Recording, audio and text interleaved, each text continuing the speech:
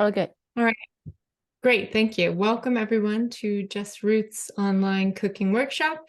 We are kind of celebrating the cold weather crops with this class. We're doing a stuffed acorn squash, and we're featuring local apple cider in this dish and some local sausage. And you may have either links or ground sausage like this, and I'll explain how to make your links ground if you don't have ground sausage. When we're buying completely local products, sometimes it's hard to source the amount that we have for kits. So we do about 100 kits a month. So that's why you might have links instead of ground sausage. It'll work fabulously either way. We're going to get out some thyme that should be included in your kit. We've got lots of delicious dinosaur kale. If you haven't had dinosaur kale, if you feel the leaf now, you'll understand why it may have been called dinosaur kale. You should have received 2 to 3 acorn squash. These are the biggest acorn squash I've ever seen before. So the recipe times might be altered depending on the size. For instance, I also have some tiny little small acorn squash. So this is XL and this is extra small. Thanks for signing into the chat, folks. If you're just getting here, you can put your name in there, who you're with, how many people. Introduce yourself if you'd like. If it's your first class, we're so happy to have you. And for new folks, I forgot to mention this, just my screen is going to be recorded as a video recording, which you can access on our YouTube channel. If you just type in Just Roots to YouTube, you'll be able to find all of our previous cooking workshops, including this one, should be online by tomorrow. If you ever want to come back to those recipes or share them with community members, you are more than welcome to. We also have some onions and garlic and celery, which I just washed. Celery is a good one to wash. It does tend to hold a lot of dirt as you get closer to the bottom root or where the bottom of the stem. So you'll give those a little rinse. And yeah, and I want to go over the things that I have out today that are going to help make this recipe a breeze. So for one, we're going to use a pot for rice. So this can just be a small pot. We're only doing 1 cup. If you're doing more than 1 cup, you're going to need a larger pot than this, but you want a pot that has a lid that will close to cook that rice. We're going to use any kind of pan. I like to use heavy bottomed pans or cast iron pans when we're going to be cooking our sausage and our vegetables in this pan. And I like it to be large, so I have room to evenly cook everything at the same time. I also got a sheet pan, which I'm just using. Once I cut up my acorn squash, we're going to roast them on this pan. And some other things that might be helpful but aren't necessary. I have some like kitchen shears for opening my package of sausage. I have a brush to brush on olive oil. If you don't have a brush, it's totally fine.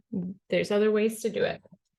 Some type of slotted spoon and or spatula or something so that we can get the sausage out of the juices it's cooking in and drain it so we don't have too much excess fat. So whatever you can use that has like slots so we can remove the sausage from the pan will be helpful. A knife, of course. So I'm using a nice big knife because these are very big acorn squash. If you don't have a heavy knife like this, no problem. We're just going to take it very, very easy and be really careful as we're cutting into these beautiful, huge acorn squash. And just before we get started, I wanted to talk about this recipe a little bit because the reason I chose this recipe is because, yes, it's fitting with fall flavors, but it can also be replicated in so many ways so easily. So today we're working with brown rice as the main stuffing, but I encourage you to try this recipe with so many different grains. Like you could certainly do a wild rice or quinoa or couscous or farro. Those are all different grains that you can use with the stuffing of the squash. You can also use other types of squash, butternuts or these I think they're called Cinderella pumpkins, or this was just a funny one that was growing. It was a hybrid that crossed in my garden. So you can try out different stuffings with different types of squash, different grains, and also different meats or vegetarian proteins. Today we are doing the sausage, but you could certainly do it with ground beef. You could really try tofu. You could try whatever you'd like. And along with all those substitutions, I mean, you could do spinach instead of kale. You could add cranberries. You could add nuts into it. Like really, I encourage you to look up some different recipes for stuffed squash because it's just such a fun thing to do at home. And it's a nice way to use a ton of ingredients. Today, I was really excited about this recipe because the rice is cooked with apple cider. So it's really bringing in so much of those fall flavors. Because we have a full recipe, I'm going to have us go ahead and get started. And just a couple notes. Please feel free to unmute if you want us to slow down or you want to ask a question. Irene is here with me, works at Just Roots, monitoring the chat. Irene is happy to jump in and answer questions as well. And Irene will be writing the amounts of, tablespoons or cups or this or that into the chat. So you can look there if you have any questions. Okay, let's get started. First step is we want to get the squash cooking. The recipe was probably written for acorn squash a little bit bigger than this tiny one, and we've got these huge ones today. So keeping that in mind, I still want to half them so we can stuff them, but they're gonna take longer. So let's get those cooking. Preheat your oven to 400. That is our first step in preparing our squash. And I got out a baking sheet, and that's how I'm going to use the baking sheet to put all of these squash on to roast. And they're going to roast, well, we'll start it for 35 minutes, and then we'll keep it going for as long as the squash needs to be tender. So it should be fork tender, not gooey, but you don't want to be biting into hard squash. So there's two things you can do. One is I like to cut a flat bottom off my squash like that, so it has somewhere to sit on both sides. So those are kind of the first steps I'm going to do. And take your time with this. You can take the sharp tip of the knife and push down and slowly work your way around the squash. They're very big. And so our goal right now is to get a flat edge on either side, and then we're going to get this squash cut in half. That actually worked a lot better than I thought it would. So now we have 2 halves and 2 flat bottoms. You're welcome to save the seeds if you want to. I'm going to do the same with my other squash. Just slowly work my way into it. Flat tops, flat bottoms. And so you can see how big these are. They are going to take quite some time to cook. So we want to get those in first. So that's what it looks like when I've got the stem off and I've made it so that they can sit flat on a baking sheet. If you have any questions, toss them in the chat.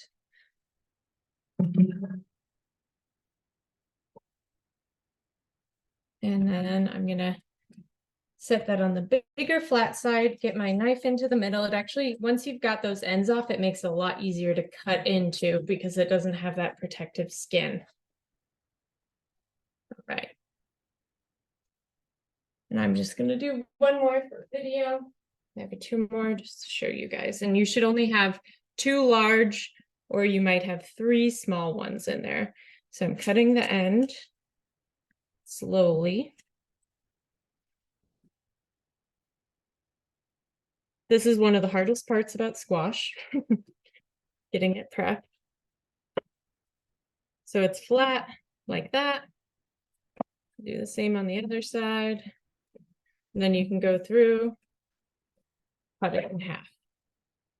I'll do that once more in case anyone needs to see. And if you're a step ahead of me, what you can start doing is just get a regular spoon and we're going to scrape out sort of the spaghettis that are around those like membranes around the seeds and the seeds. Keep them separate if you want to do some roasting, or just toss them in the trash or the compost. I'm just going to use a regular spoon for this. I'm going to show you in front of the camera. And I'm just scraping out those seeds. We're not going to use those for this recipe. It's okay if you leave some of the stringies, that's perfectly fine. So it's important that we get these clear because that's where our stuffing is going to go, what we're going to fill the sausage and vegetables in. So sometimes if you have a really small seed bank area, I might scoop out like a little more of the inside, like this. Okay. Get that nice and clean, perfect little pocket. So just continue doing that for a minute or two. It's getting slippery. So folks, when we're roasting squash, generally, I like to peel the squash, cube it, and then roast it, unless I'm doing a whole roast like this. Some squash has really tough skin, some has nice, soft, edible skin like delicata once it's been roasted. I like to serve acorn squash just like this with the skin on, even if I'm not stuffing it, but generally I don't eat the skin. It's not going to be toxic if someone does, it just has a lot of fiber. Get those clean. And the reason I want to do both of these, because I think some folks might have really big squash, some folks might have little, so I want to keep in touch with the cooking times because they're going to be different.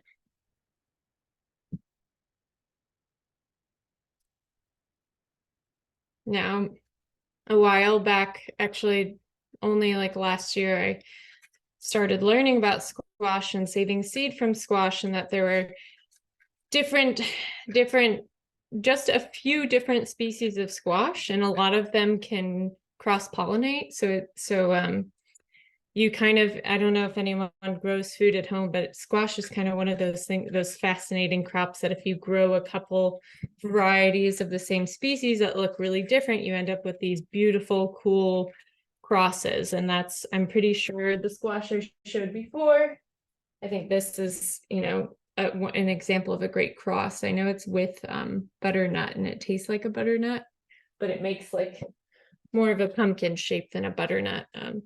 It's a fun thing to experiment with, especially if you've got kids at home and they like want to see the wacky, amazing creations that nature makes. Okay, I've got all these shelled. The next thing we're going to do, we'll use about 2 tablespoons of olive oil, and we're going to get these coated. You can coat the outsides, but it's not necessary. I'm really going to try to make sure that I'm coated all the orange surfaces. So I'll get a little olive oil going. I'm going to use a brush. If you don't have a brush, you can just, you know, take a teaspoon and drizzle it. You can massage it over with your hands. So I've got some olive oil. Okay, that's clean. And I'm going to use a brush and kind of just lop it on there.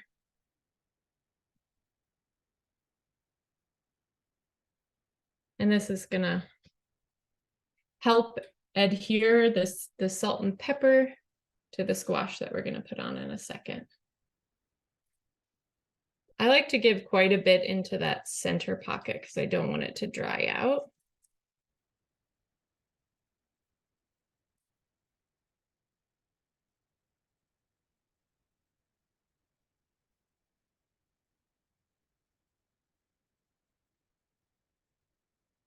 And I've often, when I'm just roasting squash, I often do this with butter or dairy-free butter.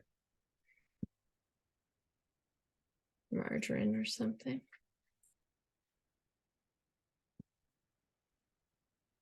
Almost there. And if you're a step ahead of me, what we're gonna go ahead and do is get some salt and pepper on this squash. So this we're gonna do by taste. You're gonna sprinkle salt and then sprinkle pepper all over this. And keep in mind that there's gonna be more salt and more pepper on the squash or in the squash dish, because we're gonna put it on our vegetables, and seasoning on your sausage. So you don't need a whole ton, but we do want a nice sprinkle. Okay. And I'm going to arrange these on my sheet pan. Your ovens should be getting heated up pretty soon, and if you have not yet, make sure to get that set real quick to 400 degrees Fahrenheit. And we're going to use a baking sheet. All right, everyone's arranged, and now we're going to do some salt and pepper. I like to use my fingers when I'm salting. And I'm going to do a generous salt, not too much, but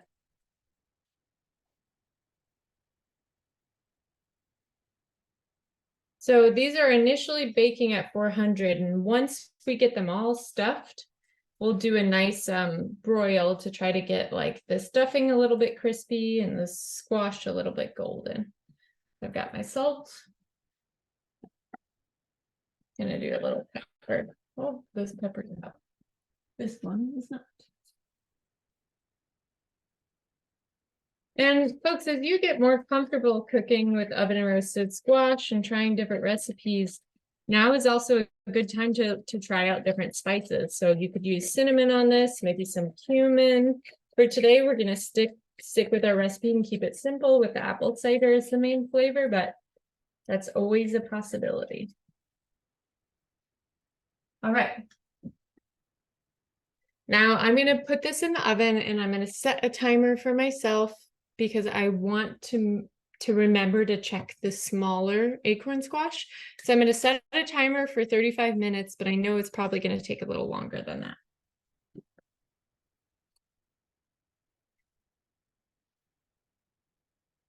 I put it on the bottom rack where I have the heat source coming from.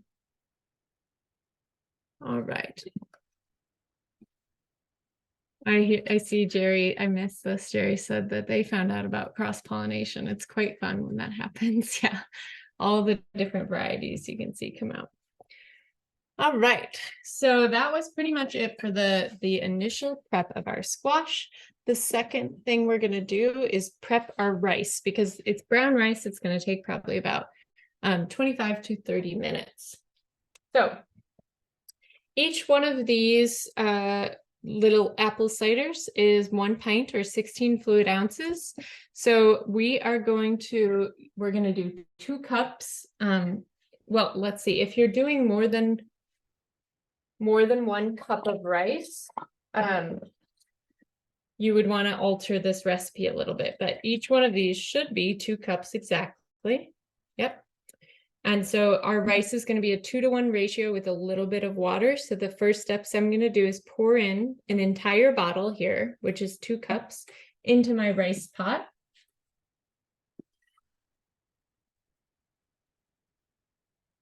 I'm also going to add in about 2 tablespoons of water. 2 tablespoons of water to the apple cider mix. And I think that's to balance out that this is like high in sugars.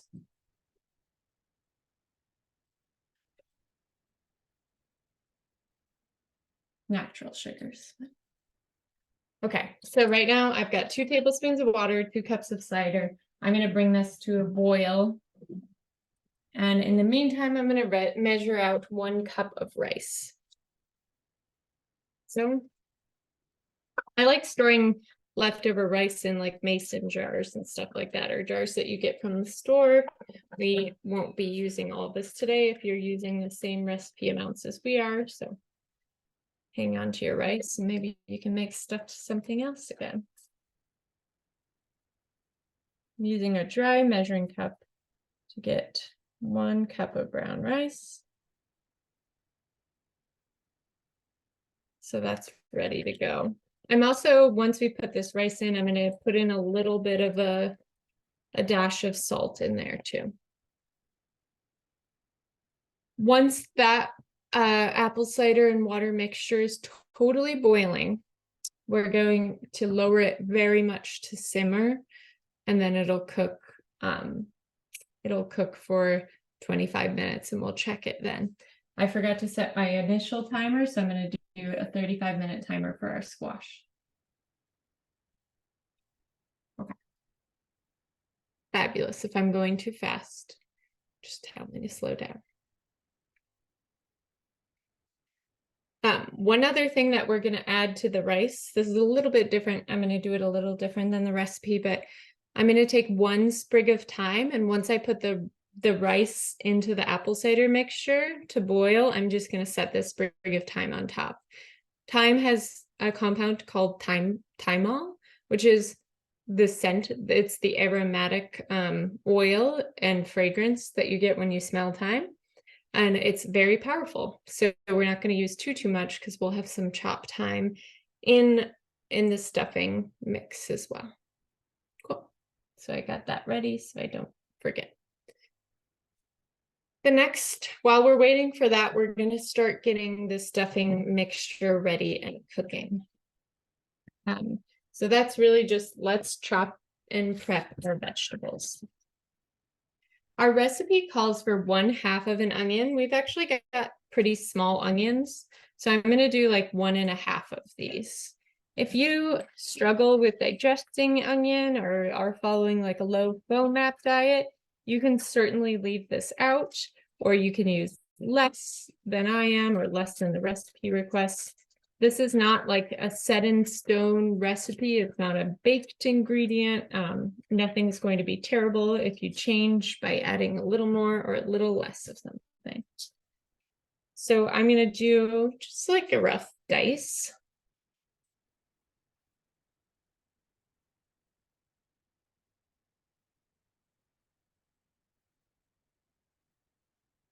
And I'm going to do it pretty small because I don't want huge globs of onion.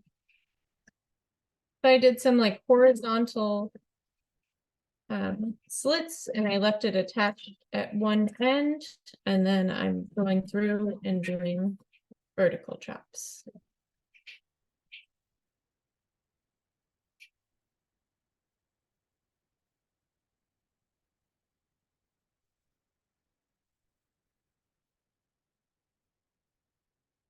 Smaller your chops, obviously, doing horizontals and verticals, the smaller your dice.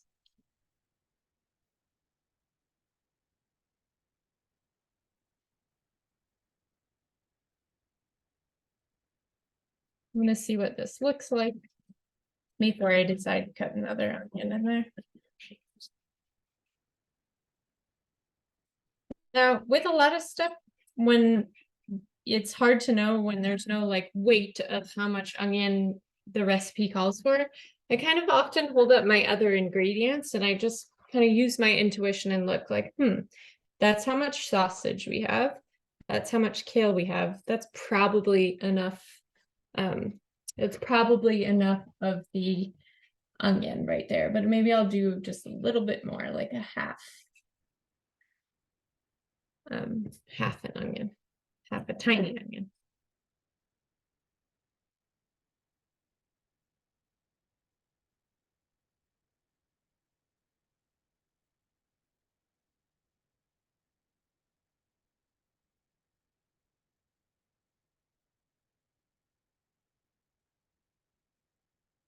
And folks, if your water and apple cider mixture has started boiling, go ahead and put your rice in, lower it to a simmer, low heat. That'll simmer for 25 to 35 minutes. We're going to check on it. And put your sprig of thyme in there too. If you already have your oven timer set, you can totally set another timer on your phone. You could ask, if you have an iPhone, you can ask Siri to do it. But having multiple kitchen timers is kind of nice for this recipe. Or just keep track where you are on the squash in relation to your rice. Okay, so I'm gonna put my onion to the side and I'm gonna get my celery ready. I just use a little plate because the onion and celery are gonna go in at the same time. They can kind of get poured into the pan together.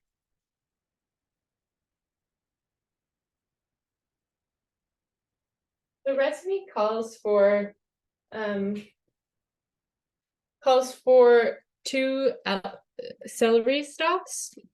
And I'm gonna actually use 4 because these are really thin stalks. They're not like the big ones you get at the grocery store. So I'm just accounting for that. And also I love to pack in as many vegetables as possible.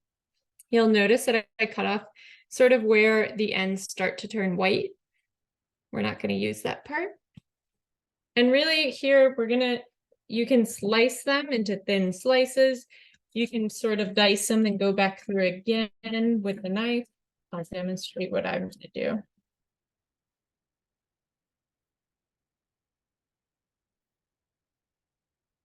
And you can absolutely use celery leaves. Those taste just like celery. They're maybe a little bit more intense than the stem. I sometimes like to juice my celery leaves and blend it with some kind of juice that can really overpower the taste of celery leaves. They're really healthy for you. But yeah, I love using celery leaves to season stews or soups. Anytime you can really use them in place of celery. So don't throw those out. You can use them. All right.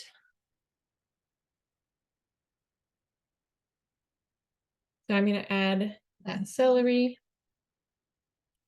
I might chop up a little more just because I'm doing a couple extra squash. We're doing great on time.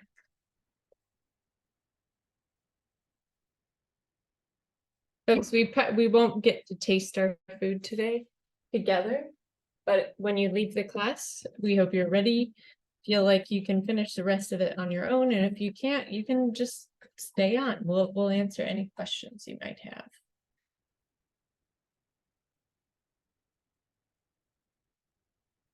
Okay, so I have a little bit less celery than onion for this mixture.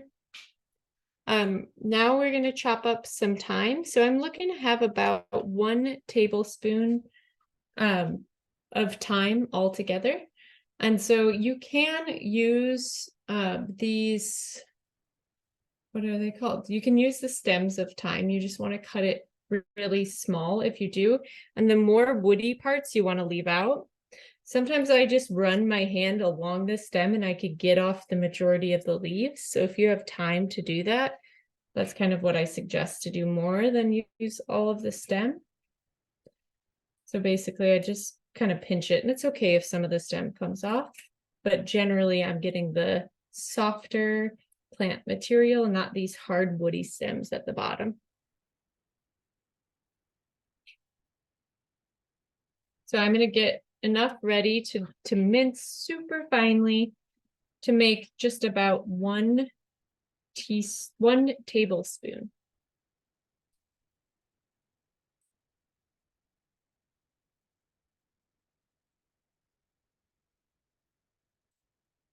Yeah.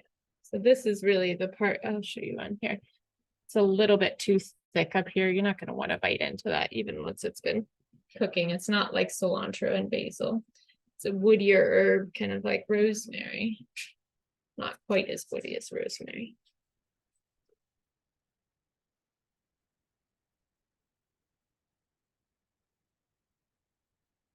I'd say that I probably have about 1 tablespoon's worth of thyme. Great. Now I'm just going to get to chopping that. So 1 tablespoon's worth to me is like a little heaping palmful. And then once it's chopped down, it's going to fit much nicer in the palm.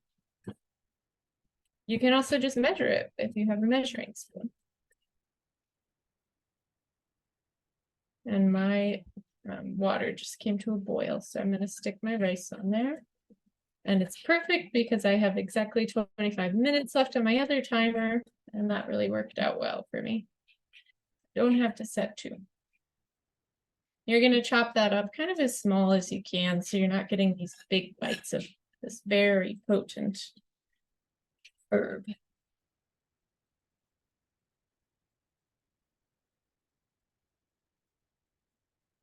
This technique I'm doing, we can do it with any knife, really. I kind of gather the herbs in a pile, and I hold the front, and I move the bottom end of the knife over the pile, and it kind of gives you a lot of small little baby cuts that can really get things ground into a powder if you do it for quite some time. All right. Thyme in. And you are going to cover this rice once you put in a pinch of salt. You're going to, I like to give it a stir so it's even. And then you're going to cover it.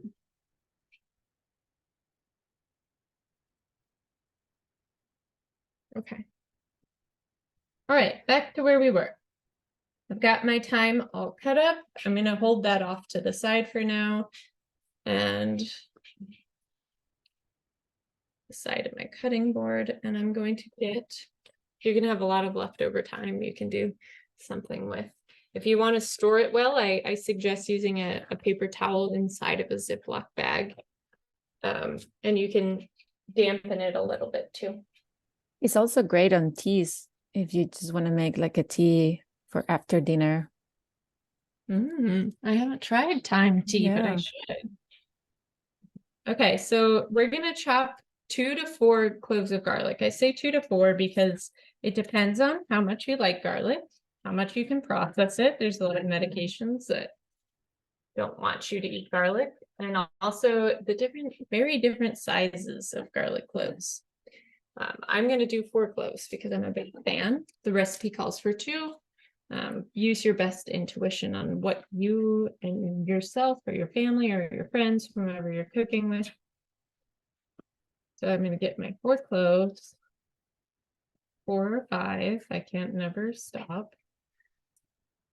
I like to press down on them to break those shells, and I cut the ends off. And then I sort of squeeze them out. Now you can mince your garlic, or you can also just use a food processor, whatever is better for you. Either you want to do the extra work of mincing or the extra work of washing the food processor. But we want to get it nice and small. And so we're doing this a little bit different than the way the recipe said, just because it facilitates the online cooking class a little bit better. We're prepping all of our veggies first, and then we'll start to cook them. So I'm going to stick mine in a food processor. My 5, ended up with 5 cloves, but that feels good. When I look at my ratios, that looks good to me. Okay, I'm going to mute you for 1 second while I use the food processor.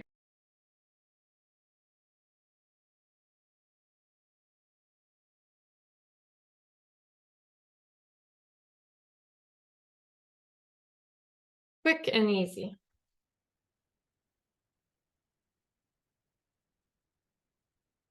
All right, so I think everything's done except for our kale. Now the last step here, often this late in the season, the plants aren't getting as much sunlight. They're growing small. They're putting out smaller leaflets. So you'll see a lot of this leaf is actually the stem. And you can certainly use the stem. It's pretty soft. But for this recipe, I'm going to say let's destem most of our kale that we can. So the way I do that is I grab the end of the kale and I just kind of do my best to slide my hands along the bottom to remove the stem. So you'll see me do this plenty of times, and you'll notice sometimes I leave behind a bit of the stem, and that's okay. You can go back for it, or you can say it's fine we're going to be cooking this, so I think it'll be okay. And I'm going to do the whole bunch. I'm really going to try to pack some greens into this dish. Kale is one of my favorite crops. It's like one of the first things I can get producing in my garden, and one of the last things. It's still out there surviving frost, giving so much nourishment to my family. I'm big into the kale plants, and they look like hilarious little trees growing in the garden.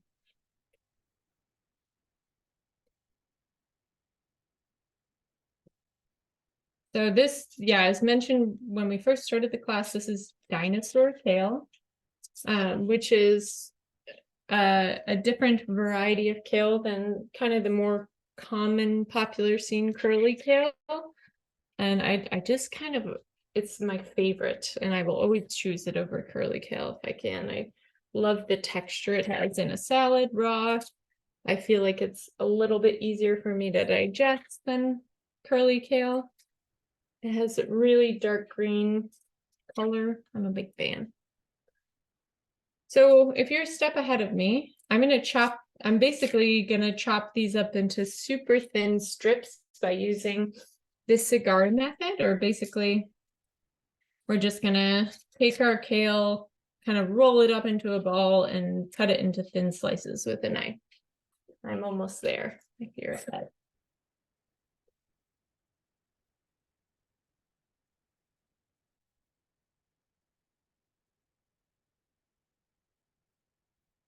If it's really small and the stem's really small like that, I would just toss that in there.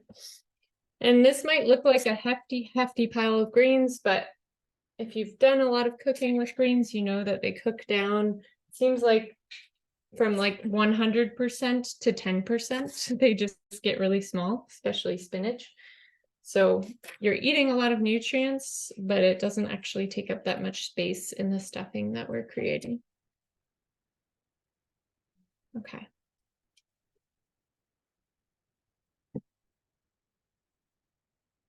All right, so here's what I'm talking about when I talk about this cigar method. I'm just kind of using my hand and the knife to ball everything up. You want to be very careful that you're not cutting your fingers, of course. And I'm taking thin slices. So I'm cutting this kale into bits.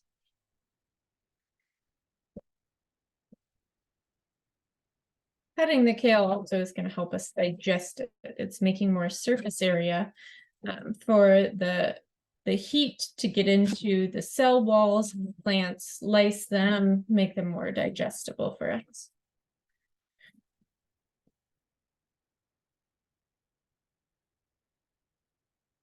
So I think compact, this is about 2.5 cups of kale. I'm just going along and making a few more little cuts for anything I missed. There we have it. Fabulous. So that is all of our stuffing prep. Now we'll start to cook. So feel free to like tidy up your station if you'd like to. Just have an eye on where all of your ingredients are. And what we're going to start off with is 2 or so tablespoons of olive oil. We're going to start cooking our sausage. So I'm going to do 1, 2 tablespoons of olive oil. I'm going to put that at medium heat. Now, if you don't, because of our sourcing issues, if you ended up getting links, that's fabulous. Those flavors are going to go great. What you can do is you can either with your hands or with a scissor or knife, you're going to cut the casing of the sausage, and you're going to use your hands to crumble it into pieces in a bowl. And so basically the goal here is just to make it like ground sausage that you're going to cook up. There's really nothing else to it. Just take the skins off. It's pretty easy. We've done that in other cooking workshops. We did a kale and Tuscan soup, like a Tuscan kale tomato soup. So if you want to check it out, you can go over to that link on our YouTube. I think it was last year. But if you have any questions, just ask. And then I'm actually going to use this whole thing of sausage. My pan's on medium heat. I have 2 tablespoons of olive oil, and the pork itself is certainly going to have some of its own juices. So I'm going to pull this out of the bag and get that into my pan, and using a wooden spoon, I'm going to be stirring it around, breaking it further into pieces. Right now it's kind of like well, it's in the same shape as the bag.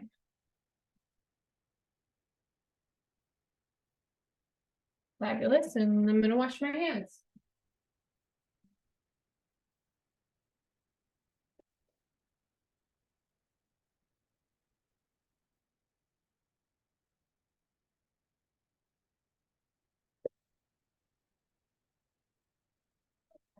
Everyone doing okay? Fabulous. All right, so these are, once they get up to heat, the sausage is probably going to take about 4 to 5 minutes to cook. And we'll know it's cooked. It's going to be golden. You're not going to see any red in it anymore. And then we're going to use our slotted spoon or spatula or whatever you have to drain the fat off the sausage, remove it onto a separate sheet or whatever you have. A plate is fine, a bowl. We're gonna pour out a little bit of the cooking oil, maybe into a plastic container or something so you can throw it away. Don't clog your drain. But we're gonna use some of that delicious like sausage oil and fat mixture to cook our vegetables. So I'm starting to get some sizzling, and now I'm going to start breaking my sausage apart.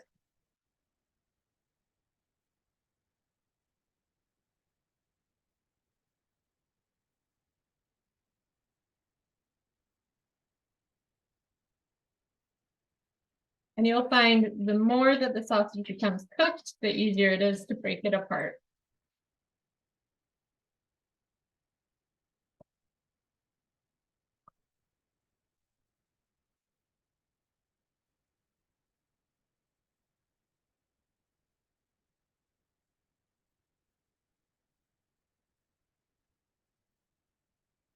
Okay. And now I'm going to get a little bit cleaned up while I have a minute.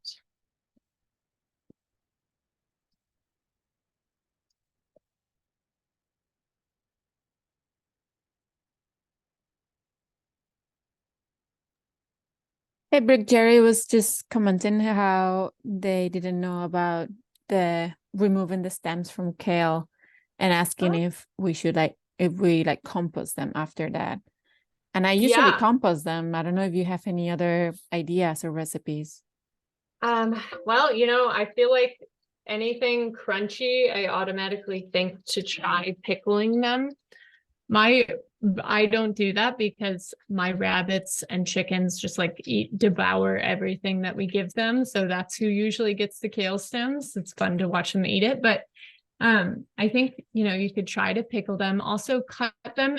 I've just like charred stems, you can saute them. The important thing is it's going to take longer. It's going to take a little bit more liquid to break them down. So I highly suggest using, chopping it up like you would celery and sauteing for a while with like some garlic or olive oil and lemon. I think that might be good. Renee, have you done anything with it? No, I usually compost them. I do put more energy on like broccoli stems or like cauliflower stems, but kale, I usually don't really do much with them. Yeah, totally. So you don't want the fat to be flashing up at you. If the fat is flashing up, then you're probably, it will sizzle a little bit, but then your heat is too high. And you kind of want to slowly heat up the sausage so the fat renders and comes out. And it cooks in its own fat.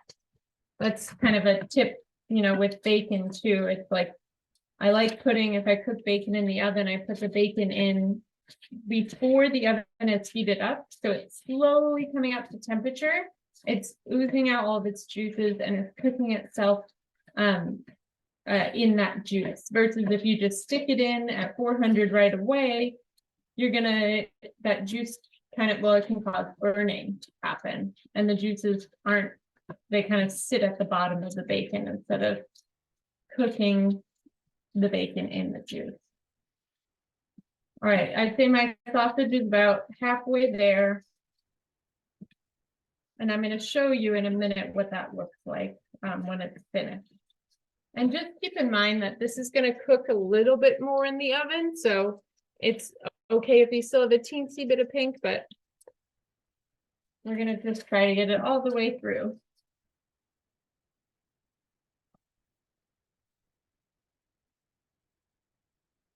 And so you do want chunks, but you don't want huge chunks. So you can think about really starting to break that up with a spoon if you're able.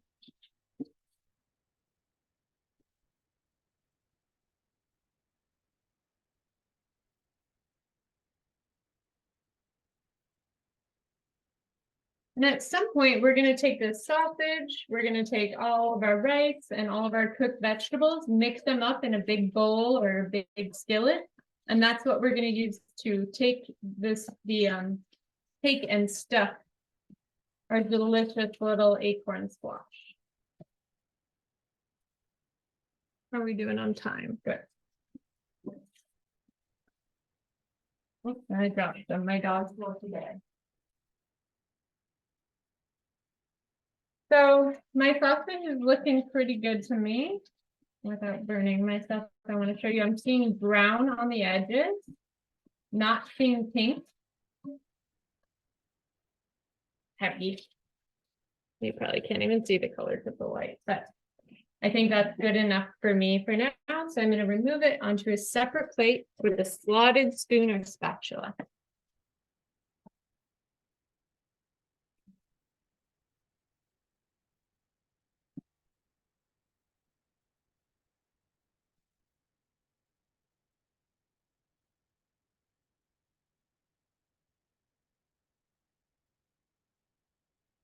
And at this point, if you want to remove some of the cooking oil, you can certainly do so. I would put it into like a plastic cup or glass jar or something, or straight into your trash, but that could clog your sink catch, so not directly into your sink. And then you can either drain some or you can use all of it like I am. And what we're going to do is put in our first two ingredients, celery and onion. And I've kept this on medium heat and I'm going to watch for signs of burning. If I see burning, I'm either going to add some oil or turn the heat down.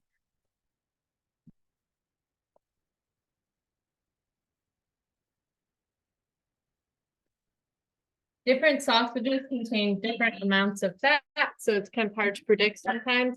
So if you're not seeing a good coating on the vegetables in there, you can certainly use a little more olive oil, a little more of your cooking oil. Use your intuition about, you don't want it to stick, you don't want it to be soggy.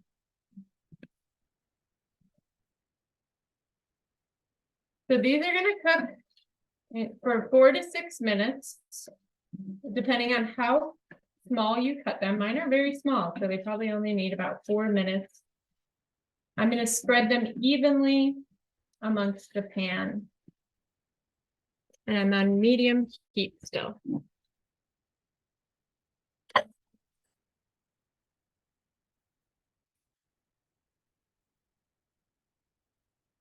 The next thing that we're going to be preparing to put in we're going in like a few minutes, 4 to 6 minutes as mentioned. We're going to add our garlic and our thyme. That's just going to be a quick minute because garlic burns so quickly, so do herbs.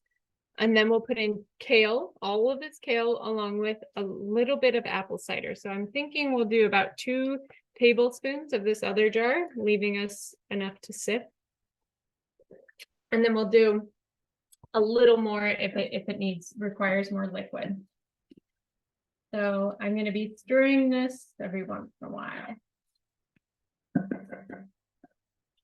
as it cooks down. It's already got such a wonderful smell. So I would estimate that the squash will need an additional 15 minutes because from what the recipe said, because they're such huge squash.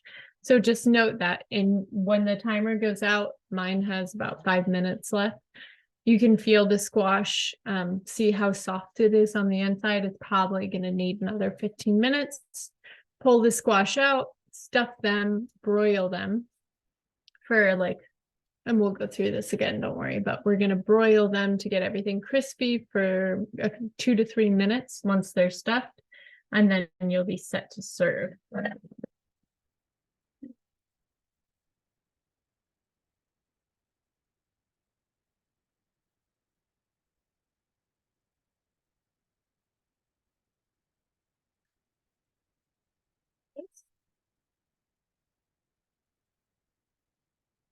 Let me get a special, where's my little ring? Here it is.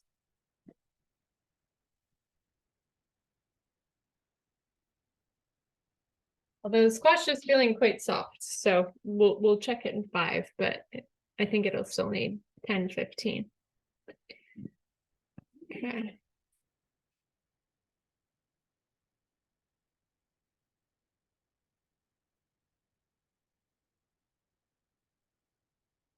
I love having recipes where we're not racing to get it done. It's nice to give folks time, plenty of time to ask questions.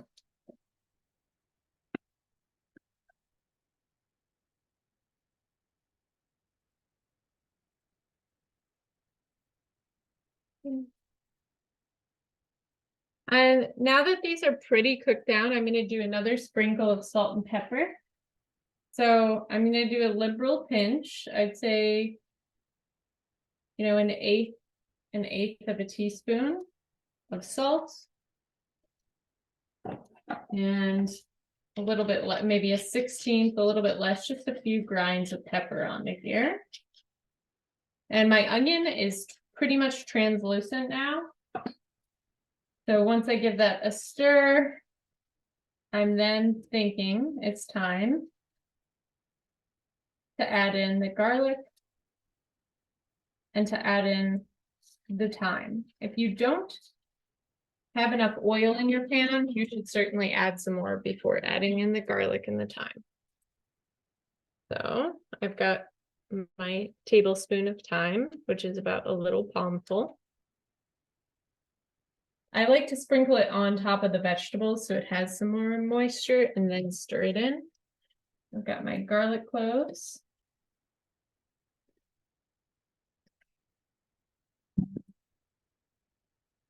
Now we just keep stirring. So this you're going to want to pretty constantly stir and look out to add more oil if you need to, so that garlic doesn't burn. We're doing this for about 1 minute.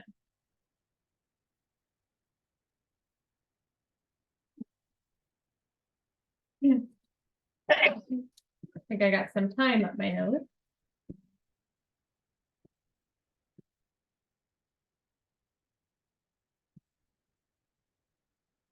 And you can get a tablespoon ready if you feel more comfortable measuring the 2 tablespoons of apple cider vinegar we're going to put in a minute. Or apple cider, just regular apple cider, sorry, and it's not often I get to cook with apple cider, so it's not in my brain. All right, we'll put in our kale. And I'm going to stir that around for a minute, for 3 or 4 minutes maybe.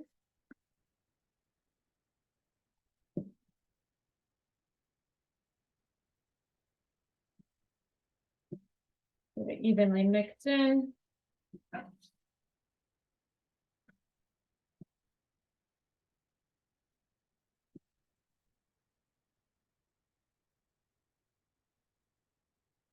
And you can always turn down the heat too. If you're having a lot of sticking happening to the pan and you don't want to use more olive oil, you can certainly put in a couple tablespoons of water.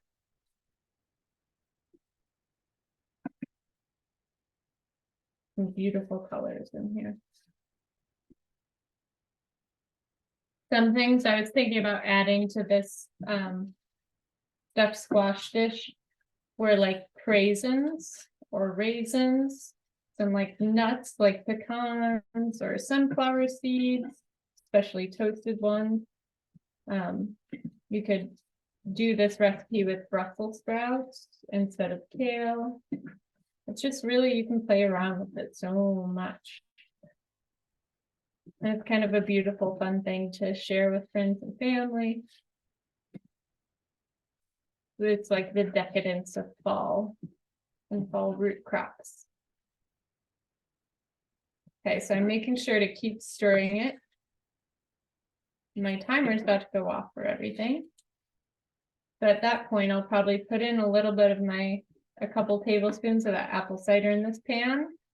Turn the heat to low, let it cook a little bit more while we check on the rest of our stuff here. So I'm going to turn the heat to low. There's my timer. And that's, for me, that's my timer for my rice and for my squash, which I'm going to pull out and check in a second.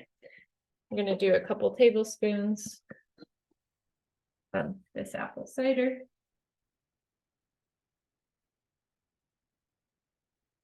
Give it a quick stir to incorporate it throughout.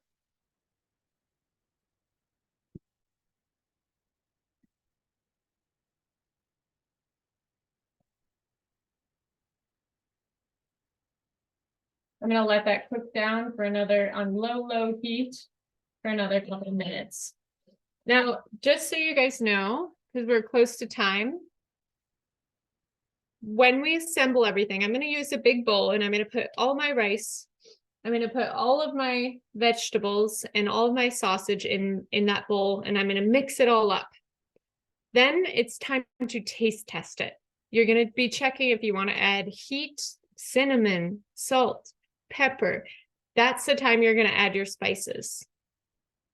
Once you've done that, you're going to fill each of the little acorn stuffing or acorn pockets with stuffing that brims over the top. And you're going to turn your oven to broil. Then you're going to keep a close eye on it for 2 to 3 minutes as the tops become golden. And that's when you're going to pull it out and serve.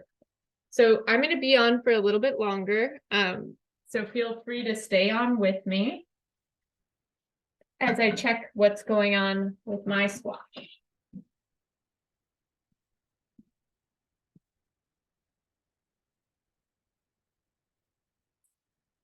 Wow, they look so good. Okay. So my little ones are definitely done. And just so I can show folks how I'm going to do this, I'm going to pull those out and I'm going to stick the big ones back in for another 10 minutes. I'm going to set a timer so I don't forget, because I'm known to do that. And then I'm going to pull off some little guys.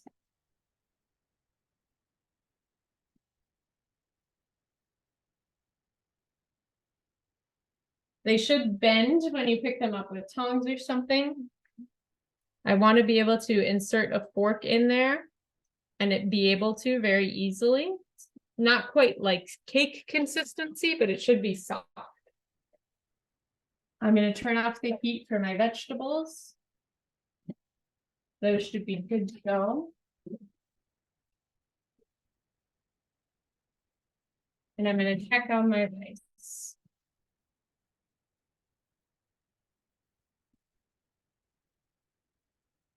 Okay. Your rice might still need some time depending on your setting. It looks like mine needs a little bit more time. I'm going to give it a stir. I like using the whole thyme sprig because not all the thyme falls off into a million pieces. So mine needs a little bit more time, probably 10 minutes. Okay, so if you're still with me, I suggest getting like a big bowl out for mixing. And that's where your sausage, your veggies, and your rice are going to go. Mix it all up. And then I'm going to make little pockets, heaping over these acorn squash. Stick them in the oven on broil 2 to 3 minutes. You can leave them a little longer if you want them crispy. You could also have some Parmesan cheese on top or something like that. But yeah, that's pretty much it. And you're going to have this beautiful, delicious dinner. Does anyone have any questions before we close off for the night? Because I think we're gonna probably have some more time on our, well, I'm guessing if mine needs more time than everyone else's does too. We good? Fabulous. Okay, Renee, I think you can stop the recording. Okay. Thanks, everyone. Thanks for joining us.